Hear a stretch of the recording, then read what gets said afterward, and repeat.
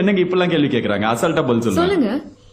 கேசரி. கேசரி காவி கலர். அப்ப நீங்க இந்துத்துவாக்கு சப்போர்ட் பண்றீங்களா?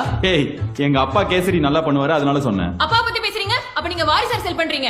ஏங்க, டாக்டர் பையன் டாக்டர் ஆகலாம், வக்கீல் பையன் வக்கீல் ஆகலாம், ஆனா அரசியல்வாதி பையன் அரசியல்வாதி ஆக கூடாதா? So are you product of nepotism like Alia Bhatt, Hrithik Roshan? Alia Bhatt, Hrithik ரோஷன்லாம் இந்த பாலிவுட் நடிகர்கள் தானே? அது எப்படி உங்களுக்கு தெரியும்? ஏங்க, எல்லாருக்கும் தான் தெரியும். நம்ம எல்லாரும் தான் பானிபூரி சாப்பிடுறோம், ஹிந்தி படம் பாக்குறோம். அப்ப நீங்க ஹிந்தி படம் மட்டும் தான் பாக்குறீங்க, தமிழ் படம் பாக்குறது இல்ல. தமிழ் படம் பார்க்காம யாருங்க இருப்பாங்க? ரஜினி கமல் படம் எல்லாம் விரும்பி பாப்பணும். அப்ப நீங்க இந்த கட்சியில இருந்து விலகி அந்த கட்சியில சேர போறீங்களா? நான் எதுக்கு விலகணும்? அவங்க படம் பார்த்தா அவங்க கட்சியில சேர்ந்துருவாங்களா? நேத்து நைட்டு மலபார் போலீஸ்னு ஒரு படம் பார்த்தேன், அதுக்காக கேரளால போய் உட்காந்துட்டா. நீங்க தமிழனே கிடையாது, வெளியூர்ல இருந்து வந்த தானே?